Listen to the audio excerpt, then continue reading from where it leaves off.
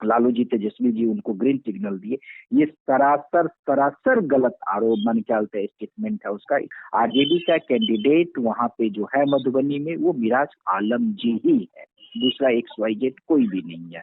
Party के अगर सच्चा कार्यकर्ता होगा तो अभी भी उनको बैक हो जाना चाहिए। अगर पार्टी के खिलाफ जाता है तो निश्चित तौर पे एक्शन तो पार्टी लेगी। आप एक बार मुझे, चूंकि आपकी बात इंडिया प्लस न्यूज से हो रही है, एक बार आप अपना परिचय दे दीजिए। राजीव झा, युवा राजद के राष्ट्र प्रवक्ता। गुलाब यादव तो बैक नहीं हो रहे हैं और वो बाकायदा कह रहे हैं कि लालू जी से मुलाकात भी है, तेजस्वी यादव से मुलाकात भी है मेरी, और हमने सारी बात कह दी है और उन्होंने कहा है कि ठीक है भाई, तो आप तैयारी में है तो जाइए चुनाव लड़िए। ठीक है। नहीं, गलत बात, ये गलत चीज है। मैं आपको बता दूं, जिस दिन मीटिंग थी वहां पे विधायक पूर्व विधायकों का, उनको क्लियर मैसेज दिया गया था कि भाई आप जो है क्या बोलते हैं अपना विड्रॉल लीजिए, ठीक है। अब सांसद के चुनाव भी आपको पार्टी ने लड़ाया है, विधायक का चुनाव भी पार्टी ने लड़ाया है आपको, चेयरमैन की चुनाव भी पार्टी ने आपको समर्थन दिया है, और कहीं ना कहीं वर्कर्स को भी तो कुछ चाहिए। और मिराज आलम जी ये भी जो कि जेडीयू में थे उसमें तो गलत बात है। आरजेडी के पहले यूथ का डिस्ट्रिक्ट प्रेसिडेंट भी हो रहे हुए हैं, पुराने कार्यकर्ता है। और वर्कर्सों में एक ये मैसेज दिया है कि चलो कम से कम कार्यकर्ताओं को टिकट मिला है। वो जो बोल रहे हैं लालू जी, तेजस्वी जी उनको ग्रीन सिग्नल दिए, ये सरासर सरासर गलत आरोप मन क्या बोलते हैं स्टेटमेंट है उसका। इसमें कहीं भी थोड़ी भी सच्चाई नहीं है, ठीक है। आरजेडी का कैंडिडेट वहां पे जो है मधुबनी में वो मिराज आलम जी ही है, दूसरा XYZ कोई भी नहीं है। हाँ, निर्दलीय लड़ रहे हैं, ठीक है भाई, लड़े निर्दलीय, ठीक है। अब वो वहाँ के जो चुने हुए जनप्रतिनिधि है वो डिसीजन लेंगे। दूसरी चीज वो बोल रहे हैं कि मेरी क्या बोलते हैं वाइफ मेंबर नहीं है, मैं मेंबर हूँ, ये पचता नहीं है भाई। आपकी वाइफ में अंबिका गुलाब यादव, अंबिका गुलाब यादव आपकी वाइफ है, आपके कहने पे चुनाव लड़ रहे हैं, आप चुनाव लड़ा रहे हैं, आप खुल के उनके प्रचार कर रहे हैं। तो ये आप कह रहे हैं कि मैं हूं, तो ये भी कहीं से नहीं पचता है, ठीक है। और वो जिला परिषद की चुनाव हारी भी है, मुझे जहां तक जानकारी है कि अंबिका गुलाब यादव जी जिला परिषद की चुनाव भी हारी है। तो इस सब चीज को देखते हुए पार्टी के अगर सच्चा कार्यकर्ता होगा तो अभी भी उनको बैक हो जाना चाहिए। अच्छा, ये बताइए कि जब ये बात तो तेजस्वी यादव को भी मालूम होगा कि गुलाब यादव, जाहिर सी बात है जो आपने बात कही कि अंबिका गुलाब यादव जो हैं वो अपने गुलाब यादव की पहचान पर ही चुनाव लड़ रही है वहां पर, तो पार्टी को के नॉलेज में है, जानकारी में ये बात है, तो क्या पार्टी उनको बुलाकर दोबारा से कुछ कहेगी या फिर कोई एक्शन लेने वाली है क्या? देखिए, मैंने पहले ही कहा कि ये सिर्फ नेतृत्व तय करेंगे, ठीक है। लेकिन ये चीज तय है कि कोई भी हो अगर पार्टी के खिलाफ जाता है तो निश्चित तौर पे एक्शन तो पार्टी लेगी। लेकिन अब उनपे क्या एक्शन होगा ये सिर्फ नेतृत्व तय करेंगे, मैं तो नहीं बोल सकता हूँ इसके बारे में। लेकिन उनको ये जो वो बोल रहे हैं कि नहीं पार्टी ने मुझे ग्रीन सिग्नल दिया है, ये गलत बात है। ऐसा कोई ग्रीन सिग्नल उनके पास नहीं है। नहीं, लेकिन उन्होंने ये बात, एक बात और भी की, इंटरव्यू के दौरान उन्होंने एक बात की, मुझे सबसे पहले मुझे कहा गया था और मैंने उस तरीके से मैंने तैयारी बहुत पहले शुरू कर दी। कोई आज तैयारी करेगा और मैंने वो तैयारी बहुत पहले से कर दी थी और मेरी सारी तैयारी हो गई है। बहुत तरीके के तैयारियों में जो खर्च जो होते हैं एक्सपेंसेज वो भी मैं लगा चुका हूं, तो अब हमारे लिए रोल बैक होना मुश्किल है। ये बात भी वो कह रहे हैं कि पहले उनको ग्रीन सिग्नल दिया गया था। देखिए, एक चीज मैं आपको बता दूं, हाँ। आप जितने हमारे राष्ट्रीय अध्यक्ष माननीय लालू यादव जी को जानते हैं, ठीक है, और हमारे जो विरोधी दल के नेता माननीय तेजस्वी यादव जी है, वो कभी भी बैक नहीं होते हैं, अपने जवान पे हमेशा टिके रहते हैं, ठीक है। और बैक ना होने का रीजन है कि कल का जजमेंट भी आपने देखा है, तो चलिए उस पर हमें नहीं ज्यादा जाना है। तो मुझे नहीं लगता कि उनको कभी भी ग्रीन सिग्नल मिला होगा उनको, ठीक है। और अगर ग्रीन सिग्नल मिलता तो उनको डेफिनेटली टिकट मिलता। अब मैंने पहले ही कहा है आपको, खुद वो मार्केट में नेगेटिव माने प्रचार कर रहे कि मुझे ग्रीन सिग्नल मिला है। वो 3 दिन पहले तो बोल रहे थे कि मुझे भेज दिया गया है। अभी पार्टी का जो ऑफिशियल लेटर है उस लेटर का उनको उनके कुछ लड़के लोग जो है बोल रहे हैं फर्जी लेटर है। तब पढ़े लिखे जो इंसान होंगे क्या बोलिएगा, माने क्या होता है ऐसे, माने क्या होता है जो इस टाइप की बातें करे, गलत बात है। उनको एकदम कभी भी उनको ग्रीन सिग्नल नहीं दिया गया था। और अगर ग्रीन सिग्नल दिया जाता तो हमारे क्या होता है राष्ट्रीय अध्यक्ष लालू यादव जी, तेजस्वी यादव जी, ये लोग कभी भी अपने जवान से बैक होने वाले। तो 9 फरवरी की एक फोटो है जिसमें वो भी दिख रहे हैं और तमाम लोग दिख रहे हैं आपके मधुबनी जिले के नेता, उसकी क्या सच्चाई है फिर? बुलाया गया था सबको। आप जो 9 फरवरी की जो फोटो बता रहे हैं, बुलाया गया था, और मुझे जहां तक जानकारी है उस मीटिंग में क्लियर गुलाब जी को बोला गया था कि आप बैक होइए। ठीक है, वो विधायक थे, पूर्व विधायक थे, जिसकी आप बात बता रहे हैं, उस सारे लोगों को बुलाया गया था, और इस मीटिंग का पर्पस वो इलेक्शन नहीं था। गुलाब जी को बोला गया था कि आप बैक होइए, आप वहाँ पे मिराज आलम जो कैंडिडेट है वही चुनाव लड़ेंगे।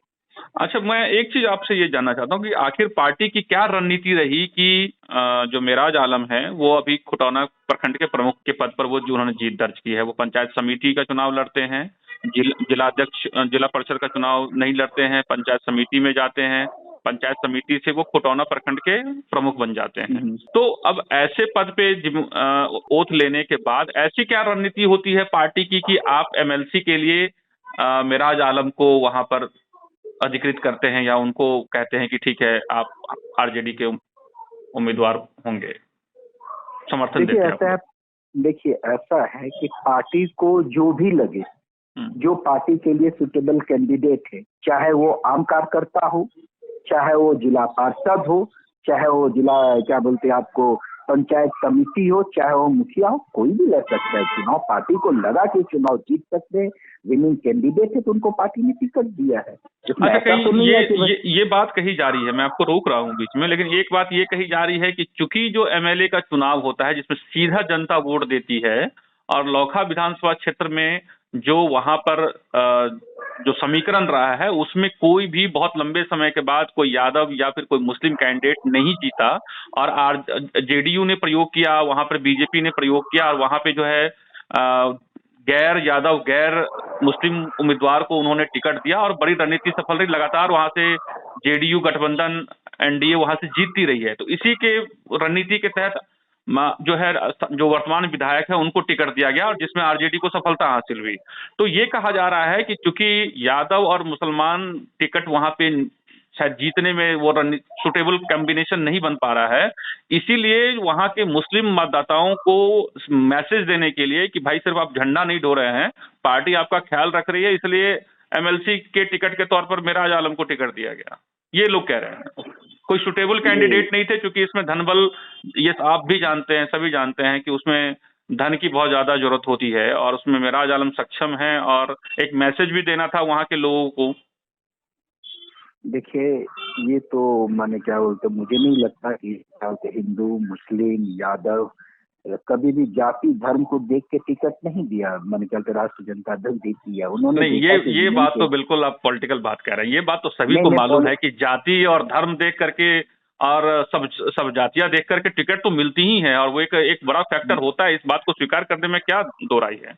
नहीं, देखिए हम आपको बता रहे, हाँ ये बात सच है कि क्या देखा जाता है समीकरण की कैसा क्या है, लेकिन ये जो आप बता रहे हैं कि जरूरी नहीं है कि क्या बोलते हैं।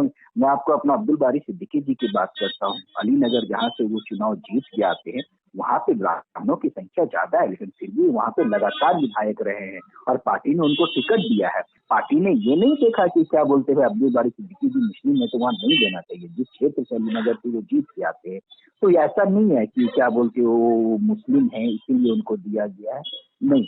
विनिंग कैंडिडेट पार्टी को लगा कि वो वहां के चुनाव जीतने में सक्षम है, इसलिए पार्टी ने उनको टिकट दिया। जहां तक आपने धन बल की बात किया, ऐसा भी नहीं है कि क्या बोलते धन बल से ही चुनाव जीता जाता है। तो यही बात तो गुलाब यादव कह रहे हैं कि हमारे पास भी, मैं भी बिल्कुल सुटेबल कैंडिडेट था, मेरी तैयारी जो है बहुत पहले से थी, और देखिए जिला परिषद में भी हमारी उनकी बेटी जीती, और उन्होंने जिला परिषद मधुबनी जिला का उनका अध्यक्ष भी बनी है बिंदु गुलाब यादव उनकी पुत्री, और वो पूर्व में विधायक भी रहे हैं उस इलाके से, और एमपी का भी चुनाव आरजेडी के चुनाव पे लड़ा उन्होंने, और बहुत पहले से वो कह रहे हैं कि जब ये घोषणा त्रिस्तरीय हुई थी उस समय से वो तैयारी कर रहे हैं। तो आखिर इतनी तैयारी को एक झटके में वो कैसे रोल बैक हो जाए, यही बात तो कह रहे हैं कि वो सुटेबल कैंडिडेट क्यों नहीं है। और तमाम जो यादव जो लोग उनके सपोर्ट में हैं, आरजेडी के भी कई सारे कार्यकर्ता हैं, आपके नेता लोग हैं, वो भी कह रहे हैं कि वो माफ कीजिएगा, गुलाब यादव या उनकी पत्नी के साथ वो खड़े हैं, क्योंकि he is the right person, और वो बिल्कुल सुटेबल कैंडिडेट है उस क्षेत्र की। देखिए सबसे पहले तो मैं आपको बता दूं कि बिंदु गुलाब यादव भी वहाँ पे चेयरमैन की नहीं जीती है,